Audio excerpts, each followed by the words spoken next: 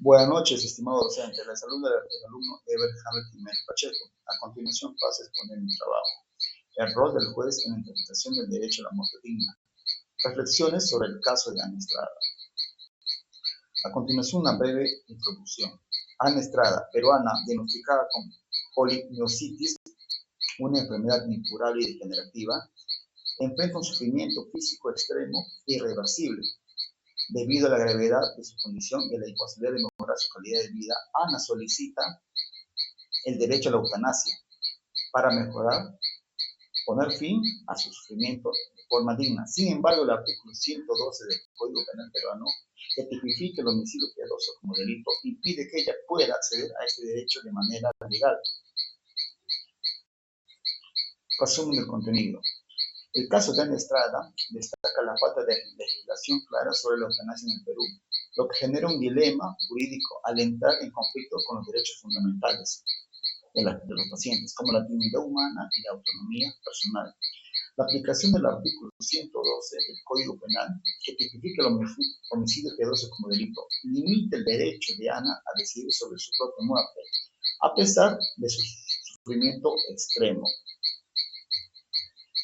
Este análisis incluye diversas teorías jurídicas, tales como el positivismo excluyente de Kelsen, el positivismo incluyente de Hart, el positivismo crítico de Parrajoli y el realismo jurídico de Rawls.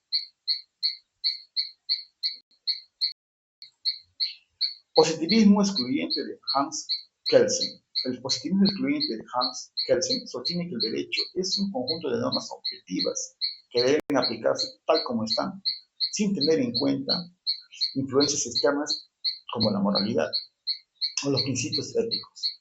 Kelsen defiende una separación estricta entre el derecho y la moral, argumentando que las normas jurídicas deben ser válidas únicamente por su conformidad con el sistema normativo. En este caso, Kelsen argumentaría que dado que no existe una ley explícita que regule la eutanasia en Perú, el juez debe aplicar el artículo 112 del Código Penal tal como está, sin considerar las implicaciones morales del caso o los derechos fundamentales de Ana, tales como la autonomía personal y la dignidad humana. Positivismo incluyente de Hart establece una distinción entre normas primarias que imponen obligaciones y normas secundarias que regulan cómo se crean, modifican y aplican las normas. Hart reconoce que aunque el derecho y la moral son distintos, la moral puede influir en la interpretación del derecho a través de las normas sociales. En este caso, Hart permitiría que el juez interprete la ley teniendo en cuenta los valores fundamentales de la sociedad, como la dignidad humana y el derecho a la autonomía personal. Así el juez podría decidir que la eutanasia debe ser permitida, aunque la ley peruana no la contemple explícitamente, para atender las necesidades sociales y los derechos de Ana. Positivismo crítico de Luigi Parrajoli sostiene que el derecho debe garantizar la protección de los derechos humanos fundamentales, como la dignidad humana y la autonomía personal. Parrajoli además enfatiza que estos derechos inviolables deben prevalecer sobre las normas legales y que el derecho no debe ser un sistema rígido, sino flexible, adaptándose a las realidades sociales y las necesidades humanas. En este caso, Parrajoli argumentaría que el derecho a una muerte digna es un derecho fundamental y que la ley que prohíbe la eutanasia debe ser reconsiderada, ya que vulnera los derechos fundamentales de Ana, al no permitirla decidir sobre su propio final de vida en un contexto de sufrimiento extremo. Realismo jurídico de Al Ross. Al Ross defiende que el derecho debe ser flexible y adaptado a las realidades sociales, considerando las normas jurídicas deben responder a las necesidades humanas y las circunstancias concretas de cada caso. Ross sostiene que los jueces deben tener en cuenta no solo el texto de la ley, sino también la moralidad y las condiciones sociales de la situación. En este caso, Ross argumentaría que el juez debe interpretar la ley considerando la realidad social del sufrimiento físico y emocional de Ana, permitiéndole que la eutanasia sea una opción para aliviar su dolor, ajustándole las necesidades humanas y respetando la dignidad del paciente. Propuesta de inconstitucionalidad.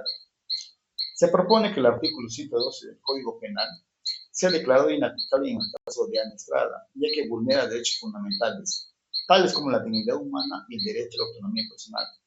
Este artículo, que tipifica el homicidio piadoso como delito, impide que Ana pueda ejercer su derecho a una muerte digna. Aunque se sugiere una reforma legislativa que regule la eutanasia, asegurando que sea una opción para personas con enfermedades incurables y sufrimiento extremo, bajo estrictas condiciones de voluntariedad y confirmación médica, garantizando así la protección de los derechos fundamentales de los pacientes. Conclusiones. Luego de haber explicado las diferentes teorías del derecho, tales como Kelsen, Harper, Rajol y Roth, que ofrecen enfoques variados sobre cómo interpretar la ley en el contexto de la eutanasia, destacando aspectos como la aplicación estricta de la ley, la flexibilidad judicial, la protección de los derechos fundamentales y la adaptación a las redes sociales. La falta de legislación específica sobre la eutanasia en Perú genera un vacío legal que impide que los derechos fundamentales de los pacientes sean protegidos de manera adecuada. Por lo tanto, es esencial una reforma legislativa que regule claramente el derecho a una muerte digna, asegurando que las personas con enfermedades incurables y sufrimiento extremo puedan ejercer este derecho sin consecuencias legales negativas. Recomendaciones.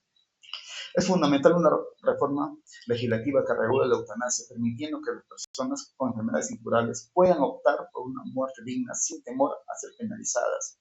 El Poder Judicial debe tener una interpretación judicial flexible, considerando los derechos humanos y la dignidad de la persona, especialmente en casos excepcionales. Además, se recomienda fomentar el debate público sobre la eutanasia para aumentar la conciencia social y promover una comprensión más profunda de sus implicaciones éticas y legales. Finalmente, es necesario reforzar los cuidados paliativos como una opción viable para aquellos pacientes que no elijan la eutanasia, asegurando que todas las alternativas al sufrimiento externo estén disponibles. Muchas gracias.